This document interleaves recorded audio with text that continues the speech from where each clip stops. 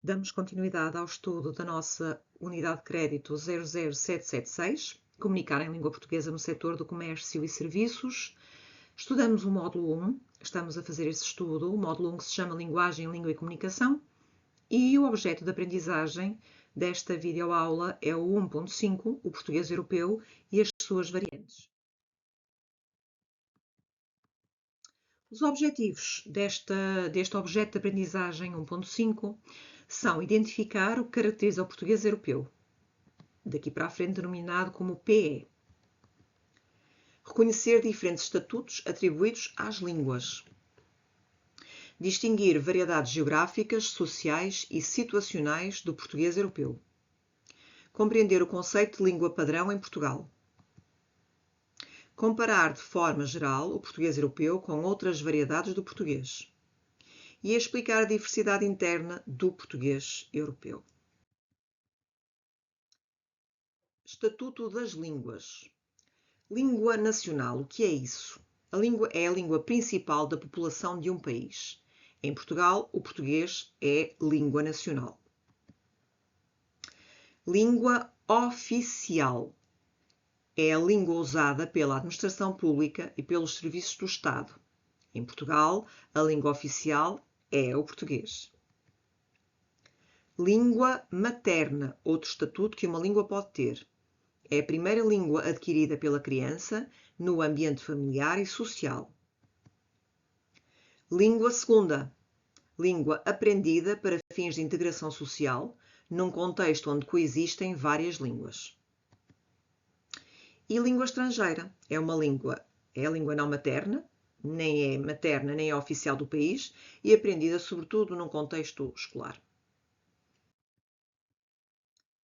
O português europeu no espaço lusófono.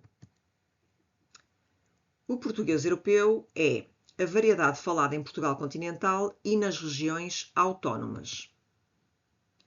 É reconhecido como língua nacional e oficial de Portugal. É uma das bases históricas de expansão da língua portuguesa para outros continentes. É a variedade que influenciou o surgimento de crioulos de base portuguesa. Estamos a falar de África. O português europeu convive com outras variedades lusófonas que evoluíram de forma distinta, como a brasileira, as africanas e as asiáticas. Características gerais do português europeu.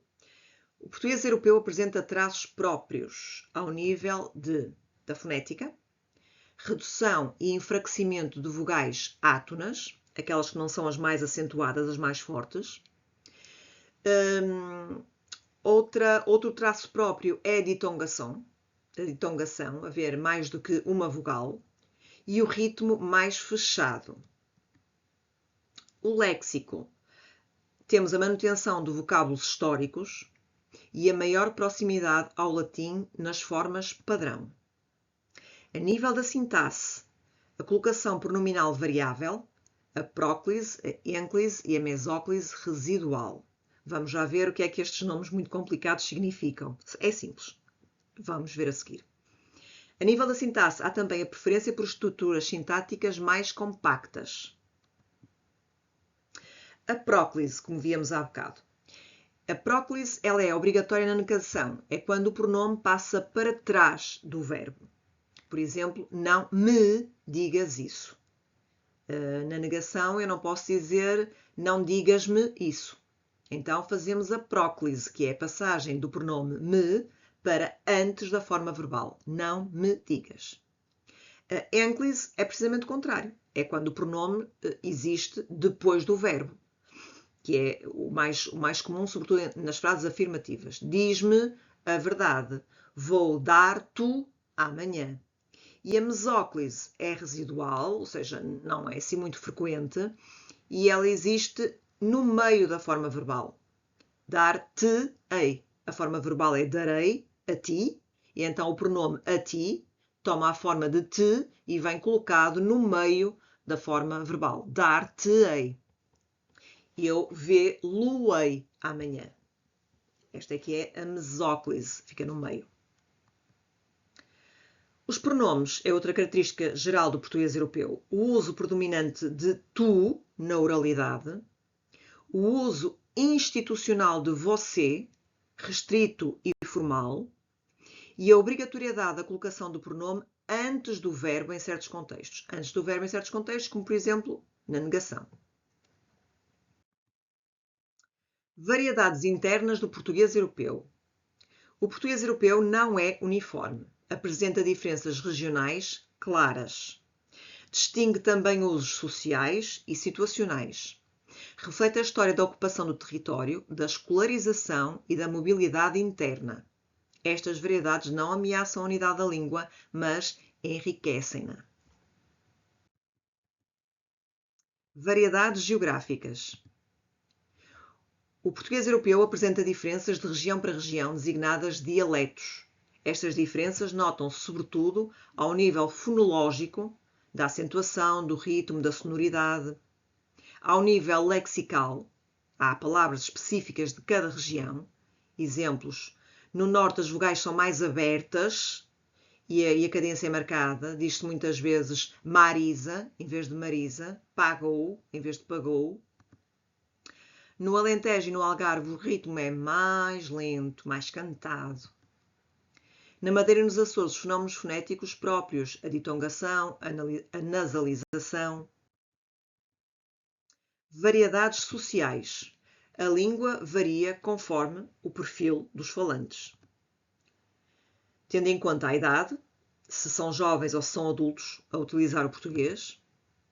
Tendo em conta o nível de escolaridade dos falantes, a sua profissão, a classe social, e estas diferenças afetam o léxico, o grau de formalidade e, por vezes, até a sintaxe.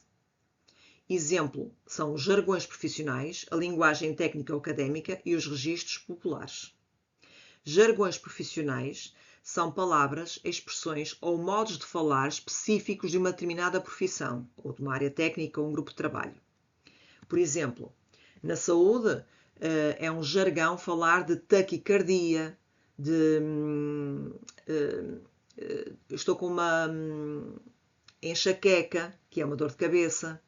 A nível da informática existem termos muito próprios desta área profissional. A latência, o deploy, back-end, o compilar, o debug. A nível do direito também, não é? Eles têm vocabulário específico, só eles entendem entre si. E a nível de comércio e serviço, alguns exemplos apenas. Variedades situacionais. O falante adapta a língua à situação de comunicação, considerando o local, o trabalho, a escola, a casa ou as instituições onde está, o grau de formalidade, a relação entre os interlocutores. Exemplo: o registro formal, documentos, apresentações, entrevistas. O registro informal, conversas familiares, mensagens rápidas entre amigos, etc. A língua padrão é a variedade mais valorizada socialmente e utilizada na administração pública, na comunicação social, no ensino, nos documentos oficiais. Origem histórica.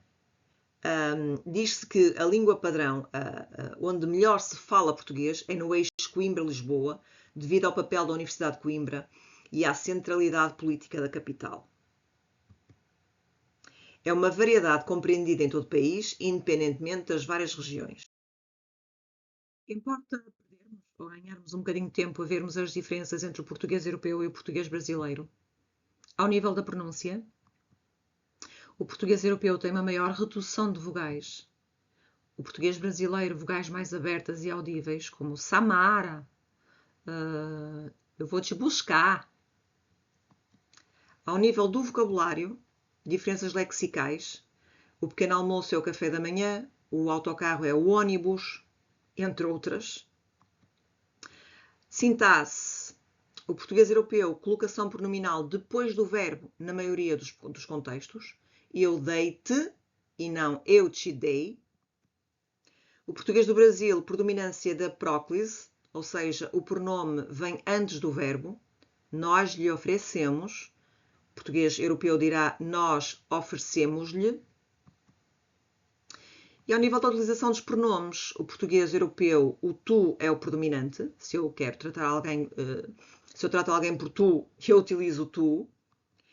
Ao passo que o português brasileiro, o você é predominante em quase todo o país. Diferenças sintáticas entre o português europeu e o português brasileiro. A diferença mais marcante é a colocação pronominal próclise, ênclise e mesóclise. No português europeu, forte tendência para ênclise e mesóclise em frases afirmativas. Vi-o ontem. Dar-lhe-ei notícias amanhã.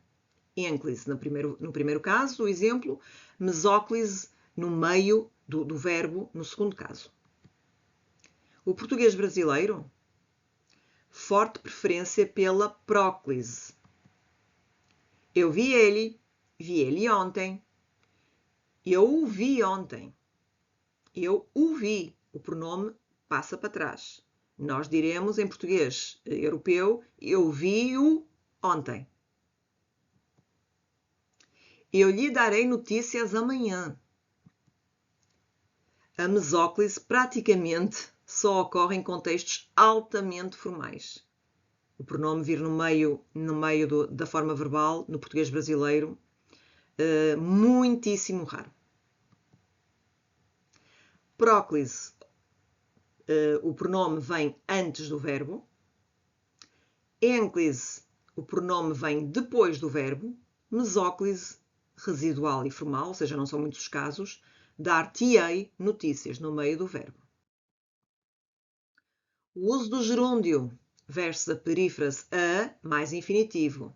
O português do Brasil prefere a construção estar a mais infinitivo, estar a comer, estar a fazer, estou a falar, ele está a estudar, ao passo que o português do Brasil prefere estar mais gerúndio. Estou falando, ele está estudando.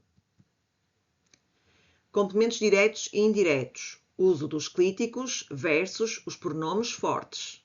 Português europeu. Uso frequente de clíticos como complemento. Já vamos ver na prática o que isto é. Eu vi-o. Disse-lhe. O português do Brasil, os clíticos são raros na fala, predominam pronomes fortes ou redundância. Vamos ver. Eu vi ele. Eu falei para ele. Não é eu falei-lhe ou disse-lhe. Eu falei para ele. Eu disse a ele. Eu vi ele. Eu disse a ele, mais um exemplo. Diferenças sintáticas entre o português europeu e o português brasileiro. O uso de tu e você com variação de concordância. Português europeu, tu é dominante, conjugação corresponde tu és, tu falas. Você é formal e pedido a terceira pessoa, você é.